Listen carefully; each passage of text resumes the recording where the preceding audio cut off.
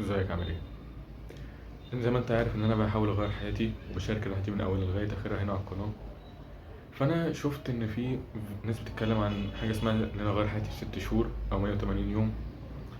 فانا قررت اخد التحدي ده، والنهارده ده يعتبر اول يوم في التحدي. الهدف من التحدي اني مش اعقد نفسي ولا اني يعني اقفر الدنيا، على قد ما هو ان انا اخد حياتي بجد شويه، واني انفذ الشغل المطلوب مني، واني يعني ابذل مجهود شويه في حياتي وفي شغلي. انا قررت ان انا اقسمها كالتالي، بان اليوم بتاعي بيتقسم ليه كذا عاده او كذا مهمه لازم اخلصها في اليوم ده. فالاساسيات اللي انا قررت اهتم بيها الفتره دي وهي الجيم والشغل، وان انا اتعلم حاجه جديده. بس هم دول التلات اساسيات: جيم، شغل، واتعلم حاجه جديده. في كام حاجه تانية اضافيه بس دول الاساسيات اللي عايز اتقنهم: جيم، شغل، واتعلم حاجه جديده. ومش اتعلم، او زي ما تقول كده اتعلم مهاره مهمه، يعني محتاجها يكون عندي مهاره. طب ايه المهارات اللي محتاج اتعلمها في الفترة دي؟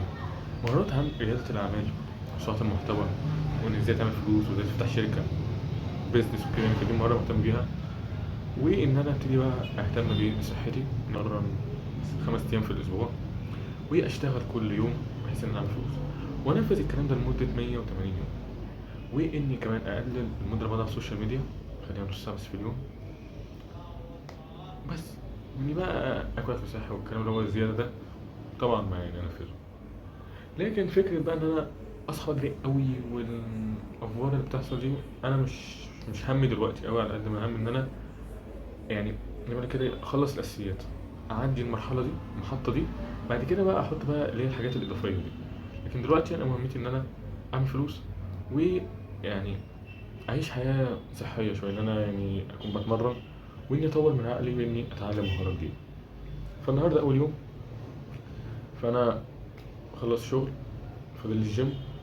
واتعلمت الصبح، حضرت فيديوهات تتكلم عن البيزنس وكده. فمن ناحية انا بشتغل ايه، فانا الخطة اتغيرت خالص، عشان كده انا وقفت فترة ومنزلش فيديوهات. لكن رجعت انزل تاني.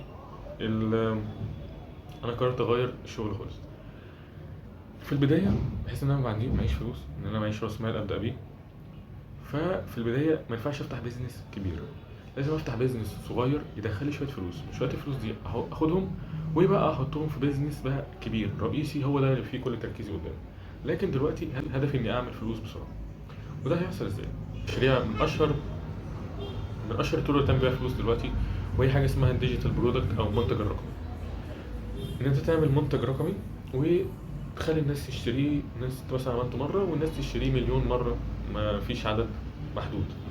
غير ما انت تعمل مثلا منتج بقى الناس تشتريه، اللي هو يعني فيزيكال برودكت، ان حاجه مثلا تجيلك بقى من بره وحاجه ملموسه وكده. لا، فالديجيتال برودكت فيه حريه وكمان اسهل، وممكن اعمله من غير فلوس. عشان كده انا قررت ان انا اعمل منتج رقمي وابيعه بقى على السوشيال ميديا، بان انا مثلا اقدم محتوى على السوشيال ميديا. طب ده ازاي؟ انا قررت اعمل منتج بيتكلم عن اللي هو النجاح، وان انت تنظم حياتك في 30 يوم، واللي هو زي PDF انت بتطبعه، في بقى إن انت كل يوم بتنظم في حياتك العادات اللي انت لازم تعملها كل يوم عشان تنجح وكده. فده زي تقدر تقول عليه كتاب كده. فده المنتج اللي انا عملته.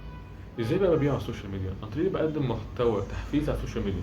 عارف انت الفيديوهات اللي هي التحفيزيه اللي على النت دي، اللي هم الناس اللي بيطلعوا يتكلموا على النت، الفيديوهات اللي هي التعليميه دي، انا باخدها اقصها لفيديوهات صغيره وهي انزلها على السوشيال ميديا. فبالتالي لما انزلها على السوشيال ميديا، الناس لما تشوف الفيديوهات دي هتخش على الصفحه عندي، هتشوف المنتج وهتشتريه.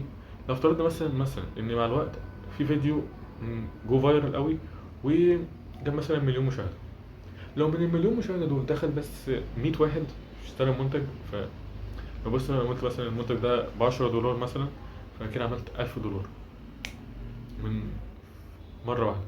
بال $1000 دي ممكن اخد $1000 دي احطهم في حمله اعلانيه للمنتج، يجيبوا لي فلوس اكتر. او ممكن من $1000 دول ابتدي بقى البيزنس اللي انا عايزه. بس هو دي كل ما في الموضوع.